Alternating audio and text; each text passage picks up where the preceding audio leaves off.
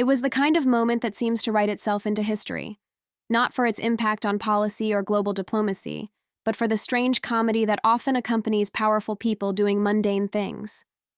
Sunday afternoon brought just such a moment, and it didn't take long before it lit up social media feeds like wildfire. President Donald Trump, the 45th President of the United States, and a man rarely short of headline-worthy moments, had a little mishap that instantly reminded many of a similar incident once ridiculed across the media. Except this time, the stumble didn't belong to President Joe Biden. This time, it was Trump himself who fumbled up the staircase of Air Force One. The clip, caught from an angle that captured the sunlight shimmering across the aircraft's iconic blue and white exterior, quickly went viral. There he was, Trump, in his usual dark overcoat and that unmistakable silhouette, making his way up the steps in a gait that could only be described as weary. He was shuffling, as if the day had already dragged on for hours before it even began. His body language was telling, deliberate but tired. Then, as he neared the top of the staircase, it happened. His foot caught just slightly, enough to make his whole upper body jolt forward. A stumble, a pause, and in a flash, his hand gripped the railing with the muscle memory of someone who'd maybe done this too many times. He caught himself, straightened up, took a breath, and then kept climbing like nothing happened. Cool as ever, no sweat. To his credit, Trump didn't turn around, didn't make a joke, didn't offer any acknowledgement. He simply kept moving, as though the laws of physics were just a brief inconvenience. But the internet? Oh, the internet noticed. Clips began circulating within minutes. TikToks were already slicing the footage into slow motion with dramatic music layered over it. X, formerly Twitter, lit up with jokes, GIFs, and hot takes, some sarcastic, others gleeful, and many pointing out the irony of the situation. After all, Trump had famously mocked Joe Biden in the past for his own stair-climbing blunders, most notably when Biden had tripped 3 times while boarding Air Force One during his early presidency. Now, the tables had turned and the internet was savoring every frame. But as trivial as the moment might have seemed, it unfolded during a highly volatile stretch of Trump's public commentary. Just hours before his trip to Camp David, Trump had launched a blistering attack, not on his political rivals in Washington, but on the leaders of California.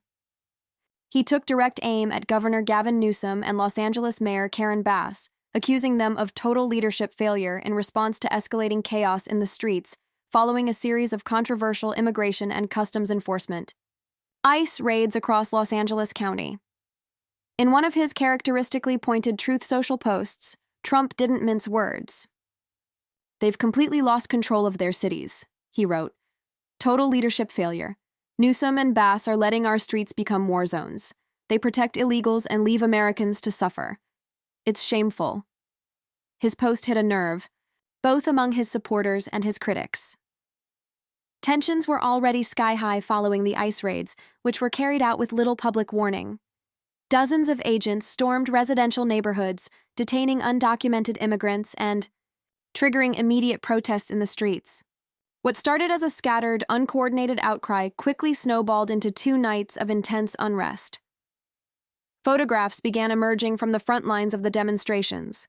They were jarring, fires consuming abandoned vehicles, activists clashing, with law enforcement officers in riot gear, children holding signs while standing near barricades, the air thick with smoke and pepper spray. In some areas, Border Patrol agents were spotted launching tear gas canisters into crowded intersections, a scene more akin to a battlefield than a city street. Mainstream media outlets hesitated at first, unsure whether to classify the protests as peaceful or violent, while alternative media sources ran with the most graphic angles they could find. The debate was instantaneous. Were these scenes evidence of justified civil resistance, or were they proof that the state had lost control? Trump, naturally, didn't wait for consensus. He pounced. From the comfort of his private jet and the security of his social media reach, he painted the picture with the clarity he wanted his base to see: democratic incompetence. To him, these weren't just incidents. They were symptoms of weak leadership, of liberal mismanagement, of what he called the California collapse. But what did the facts say? In truth, The ICE raids had been greenlit following mounting pressure from conservative factions in Washington, who accused sanctuary cities like Los Angeles of harboring dangerous criminals. Trump, whether in or out of office, has always maintained a hardline stance on immigration.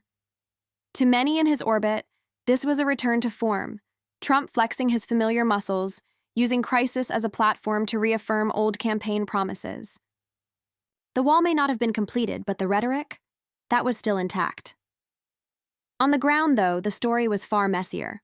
Protesters described being caught off guard. Many had no idea ICE was planning coordinated raids that week. The sudden escalation, especially the sight of federal agents in camouflage patrolling neighborhoods, rattled nerves and triggered what some activists described as flashpoint trauma, particularly among communities with a history of police brutality. Several grassroots organizations began mobilizing overnight, setting up safe houses, distributing legal aid contact info, and documenting instances of what they called federal overreach. Meanwhile, Mayor Karen Bass took to the podium in a late-night press conference, visibly frustrated. "We were not notified," she said, referring to the federal operation. "We were not consulted. This city will not stand by while our residents are terrorized in the middle of the night." Governor Newsom echoed the sentiment, calling the raids reckless and dangerous, and accusing the federal government of deliberately inciting panic. His office vowed to investigate whether proper protocols had been followed, and whether civil rights had been violated in the process.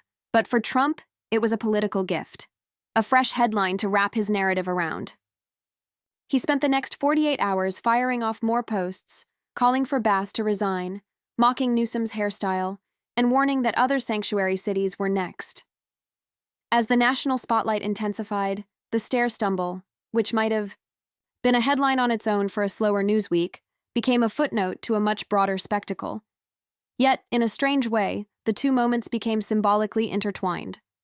Trump, ever the showman, had stumbled, but recovered, just like he always claims to do.